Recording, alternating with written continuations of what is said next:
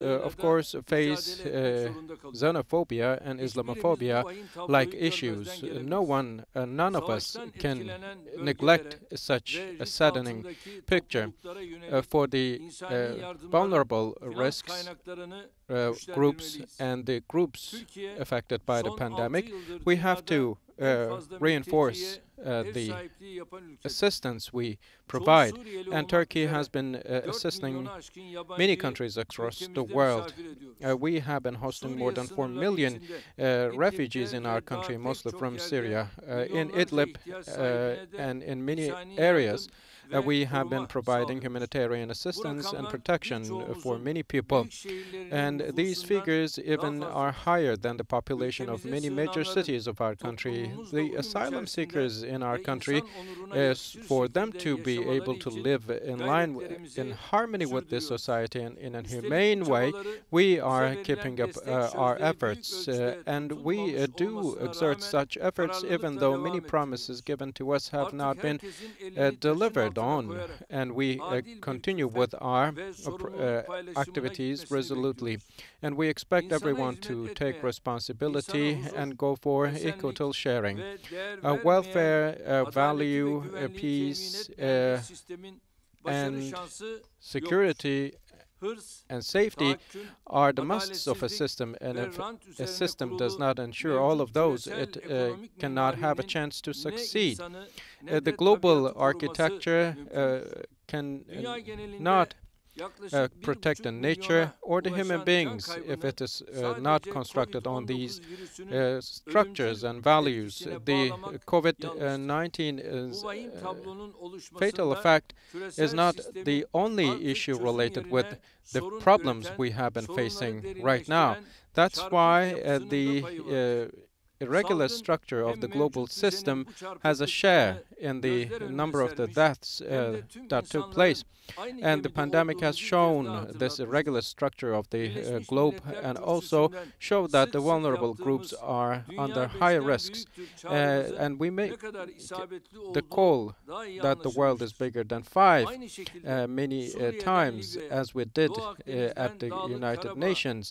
And it has now been very clearly understood once again from Iraq to Palestine, from Syria to Caucasus. The struggles we have for equality, freedom, and justice have now become more clear.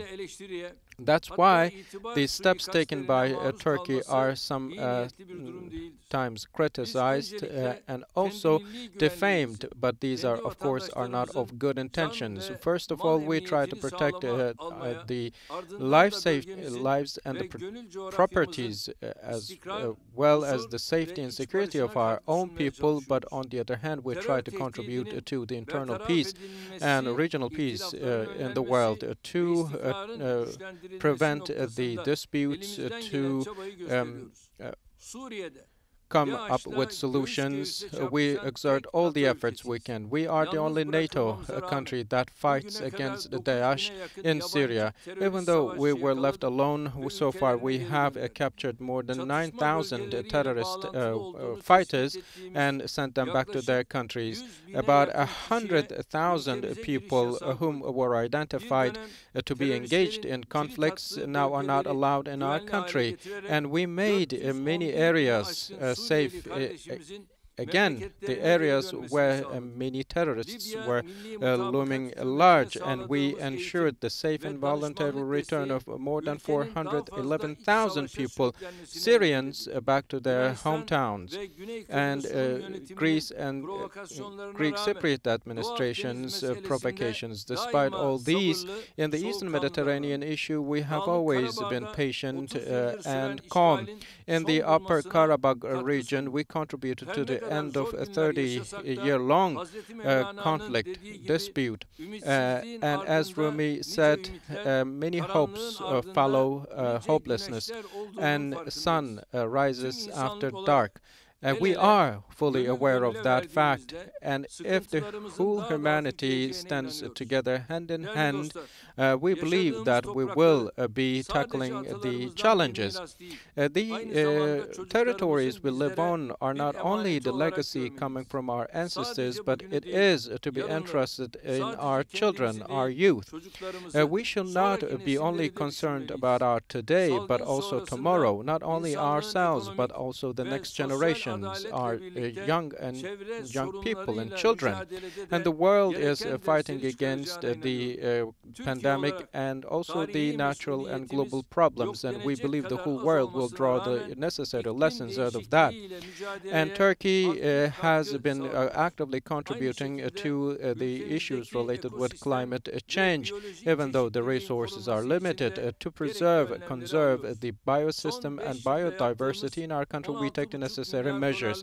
Over the past 5 years, we made an investment of $16.5 billion investment, and the installed power capacity of our country by 94% is now of renewable energy, and the electricity generated is now by 63% generated through local and renewable energy resources, and we ranked 13th in the world and the 7th in Europe in terms of installed power capacity for solar power. And while ensuring that we also should not allow new inequalities or unfairness take place.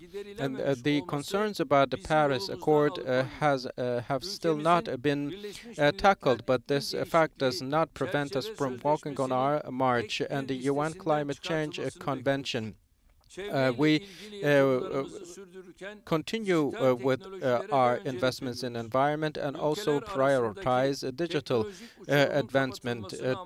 We have also United Nations underdeveloped technology bank hosted in our country to close the gap and tackle the digital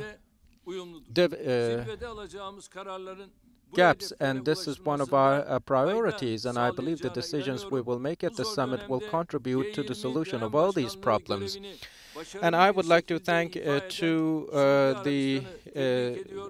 Saudi Arabia authorities for successfully running the term presidency of G20, and I wish the best of success to the next term president, Italy.